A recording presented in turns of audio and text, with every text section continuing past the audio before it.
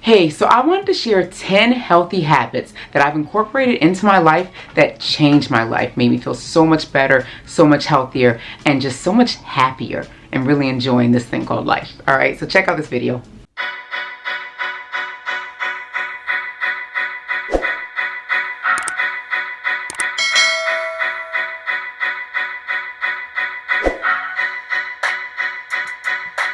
Hey guys, I'm Ailika. I'm a mom of 4 who lost 120 pounds through the ketogenic diet, exercise, and mindset changes.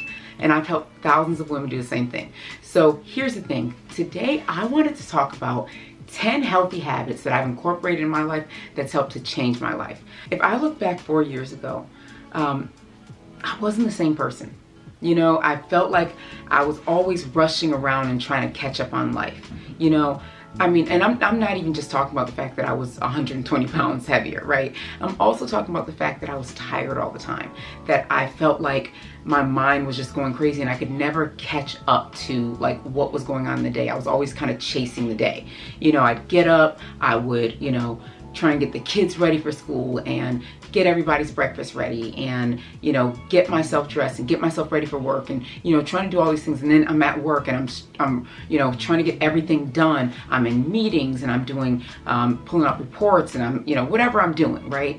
And I just felt like the day was constantly like on top of me, And so I began to incorporate healthy habits.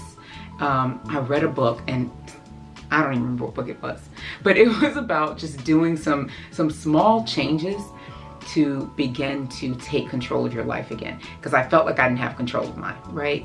And so here are the things that I started doing.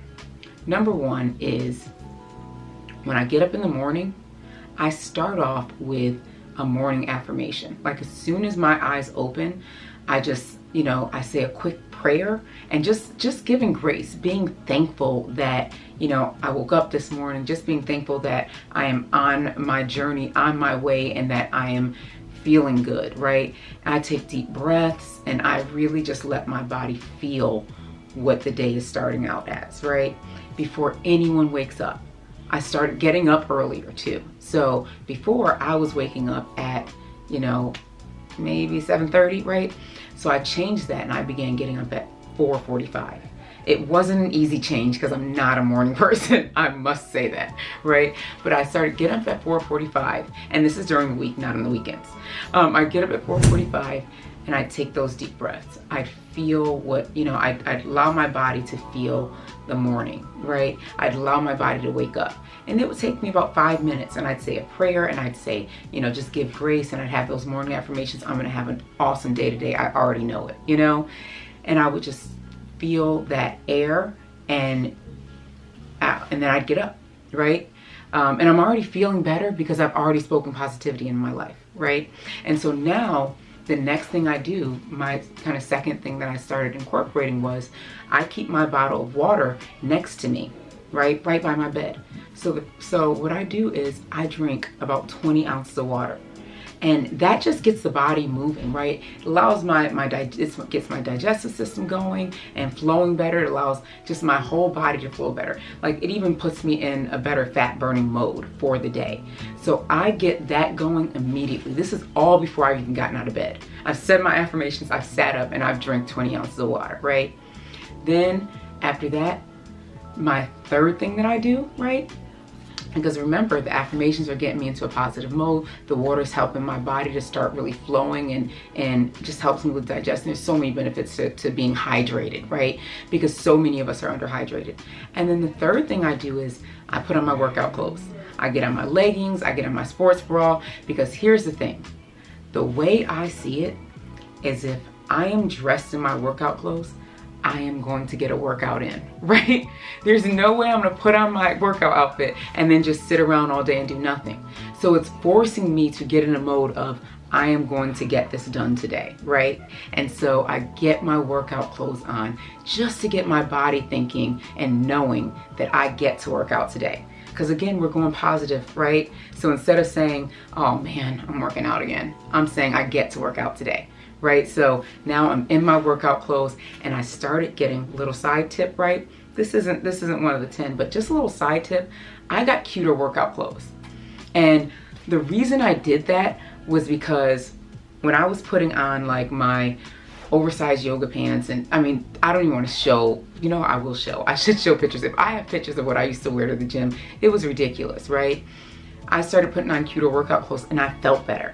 Because honestly, when we feel like we look better, we feel better. So when I put on like matching, you know, leggings and a top, or even like leggings and just a cute sports bra, and I just felt good, you know, I just felt better. I felt like I worked out better. I felt stronger. I wanted to work out more, you know, and I started seeing changes. Like they all kind of went together with the cuter outfit. So again, I put on my workout clothes, right? So that was number 3. So then number 4 is really, it goes with number 3. I get a workout in.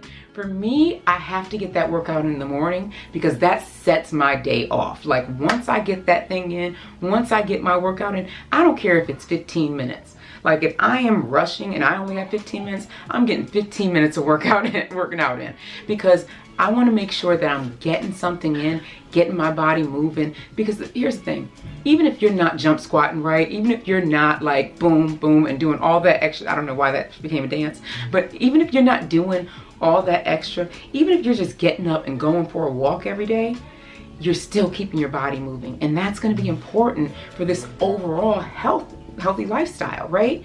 So it's a healthy habit. It's saying I'm getting something done, and that could be, you know, a walk in the morning, or it could be 10 squats, right? You could get up out of the bed, get your workout clothes on, and do 10 squats, 10 sit-ups, 10 push-ups, right? Even if your push-ups are against the wall, because it's no secret that when I started, my push-ups were against the wall. I would literally hold onto the wall and push. That would be my push-up, because I couldn't get on the floor and do it.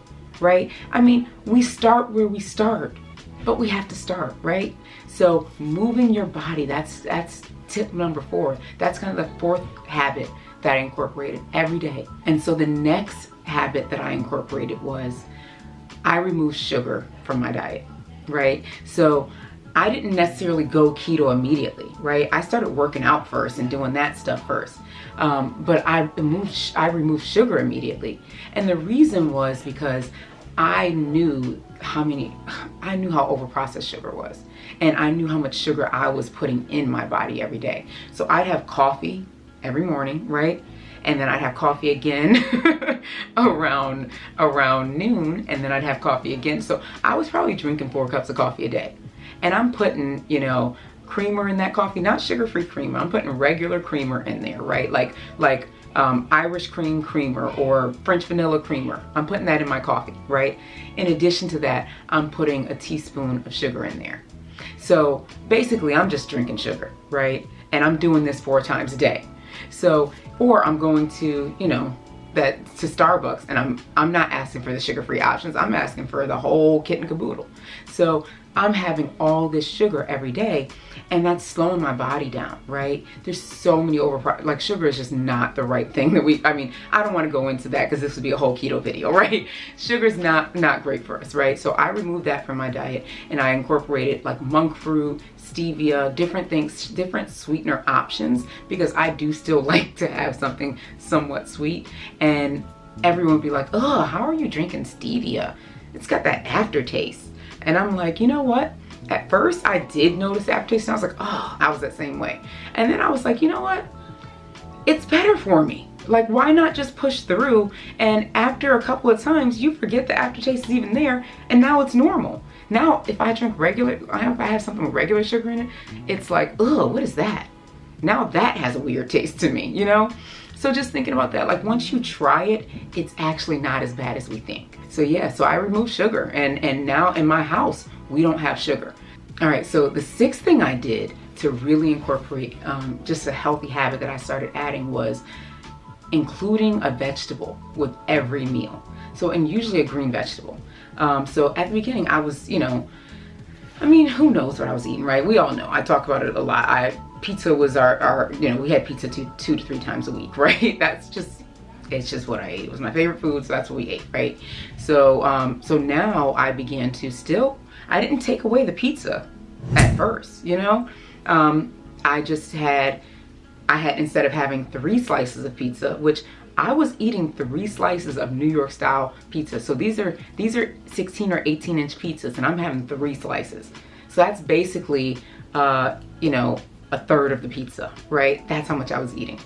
And so what I did was, instead of doing that, instead of getting rid of the pizza altogether, I just had 1 slice of pizza and I would have a salad with it. So I would have spinach. You guys know my salads are ridiculous. Not a whole bunch of stuff. It's literally spinach, salt and pepper, oil and vinegar. And so I would do that along with the slice of pizza, and now I'm eating less pizza and I'm still feeling satisfied and full. And I'm getting the vegetables that my body needs, so it's giving my body the nutrients that it needs. Because there's not a lot of nutrients in that pizza, right? So I was actually getting more nutrients. And I started incorporating it in the family. So now on pizza night, instead of us having to get 3 pizzas, we'd get 1 pizza, and I'd make a big salad for everybody. So now I'm not just incorporating these habits for me, it's starting to be incorporated for the whole family. So tip number 7 is taking time away from the phone, right? We have this thing with us 24 hours a day, and we're always on it, always doing something, right? I'm so guilty of that, it's ridiculous, right? And so my next tip is like taking certain times of the day and like leaving the phone somewhere else. So I'll leave the phone in the kitchen, and I'll be, you know, in the dining room, school, you know, with the kids. But I started that, you know, a few years ago, where I would take the phone and just, you know, I wouldn't turn it off, but I would just put it aside, you know, because if I have the phone with me, then that is like other things I'm thinking about. It's more that I'm putting into it and trying to type, right? Or things that I'm trying to respond to DMs, or I'm responding on Facebook, or whatever I'm doing, right? So what I've started to do is, or I'm answering comments on YouTube. You guys remember, you can always comment and I will respond. But I was doing too much, and I'm like, okay, let me take, even if I started with just 10 minutes a day. Let me take 10 minutes a day and put my phone somewhere else and do other things, you know?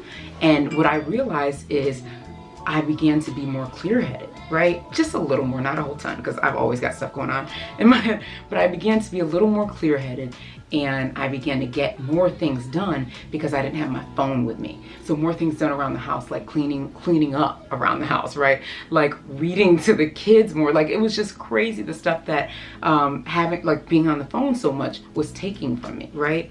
So I removed the phone, just started with 10 minutes, and now like an hour to 2 a day, I actually put my phone aside and do real stuff, you know?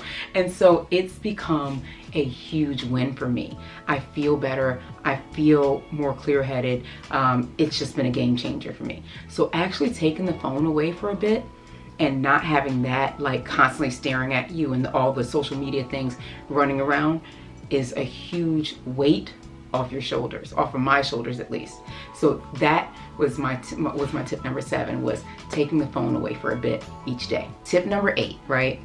It goes in this along those same lines. So I am someone who's always like, my mind is always going. I always have a million things going on in my head. I'm always thinking new ideas. I'm thinking of things that I have to do. I'm thinking of all these different things, right? At all times.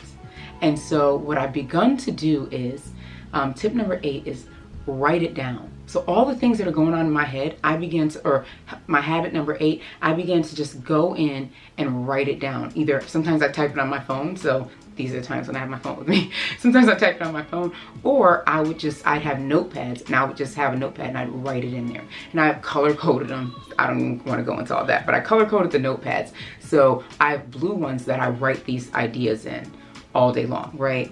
So that I can have something that now because it's on paper now and I can see it, it's out of my head now.